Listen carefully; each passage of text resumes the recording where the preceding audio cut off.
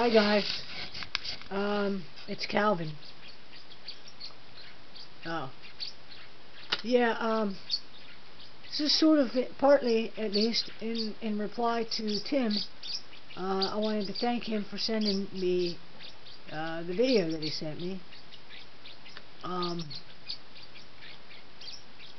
Unfortunately, I deleted it inadvertently. I'm not the most techno-savvy person, and I have to remember what buttons I pressed from one time to the next, and I sometimes click on the wrong thing.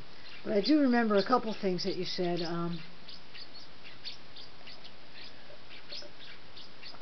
First of all, for the most part, unless I'm extremely tired, which I'm a pretty high energy person.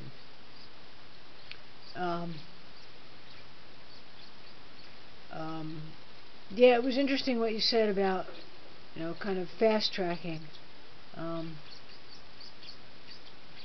I thought I had discerned that every now, in between the lines, but I can't remember what you called it. But yeah, I read the Harry Benjamin Standards of Care, and it seemed like a lot of lengthy. Seems something befitting of bureaucrats in some way, but anyway, that's not my worry right now. There's no worries. It's all good.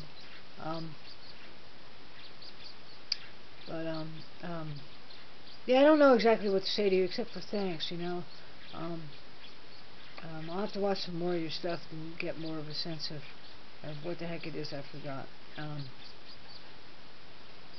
So I had a lot of thoughts today. I had just about being older and stuff, and oh, that's what you were saying. So life experiences are definitely something that,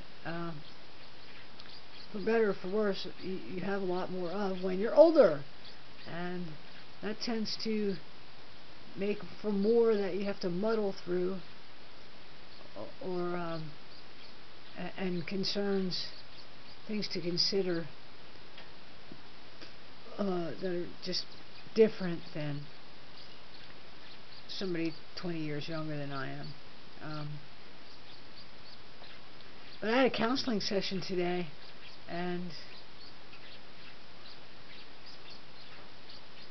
afterwards I had to go straight from there to work, basically, and I've been journaling a lot, yes, and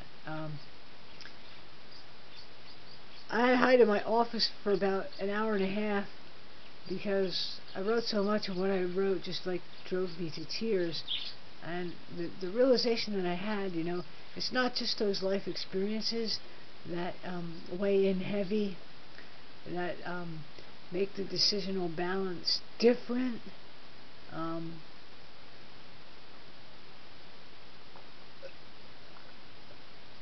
It's another kind of baggage. That's what I thought I saw today, and I don't know what to call it. So the best thing I can do is try to explain it, at least in terms of my experiences.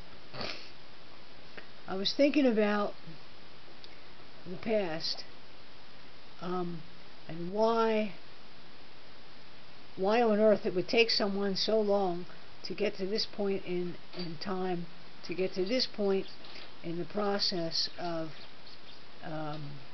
wholly coming out to oneself and to the world, and to move towards transitioning, when you would think that you were alive for so long that you ought to have some more self-awareness that seems to have eluded you. And I'm here to say, first off, that age is no indicator of self-awareness by any stretch of the imagination. There's no age monopoly on that. That's not, I don't even know how much that figures into it. It certainly helps, but it doesn't necessarily. So I was thinking about the past and all the hell that built up in childhood. See, today, man, there's so much more liberal about it. I'm just amazed again, man. It's like all these kids. I hate to use that word, but I'm like my God, like when did we get there? Like I blinked and I missed something, man. You know, and it's cool and everything, and I'm not trying to put anybody down, but man, like the '60s were not like that, man. I don't know. I don't understand the weird nostalgia for it either, because it wasn't so very free and liberating as might think, and there were wars waging and riots happening, and you know, peace and love is like an illusion. But what did happen, at least in my case, and I'm sure in a lot of other people's cases too, probably, is when you don't fit the societal mold, and there's no, you know, acceptance in the broader society, yet alone even talking about, you know, gender disparate people or whatever, you know, that individuals and families are left to cope as best they can without anything in place, you know, no help, no standards, no therapeutic guidelines, no acknowledgement that it even exists for the most part, you know. And what happens is they sent you to school in a dress, much to my dismay. And I only bring that up not to go back into the past and tell war stories, but it really was pretty hellacious, because at every turn I was blocked from expressing myself. Probably, you know, out of well-meaning intent by my parents, but it damaged me nonetheless. It did, because I was effectively shut down. The implicit message, which wasn't necessarily always so implicit, but that's another story,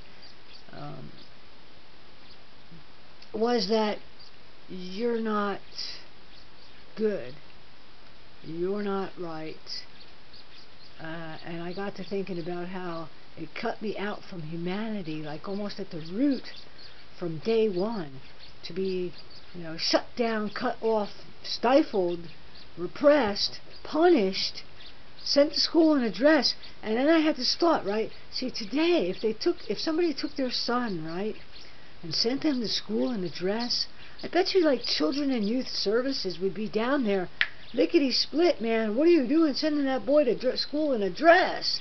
You know, that would be like abuse.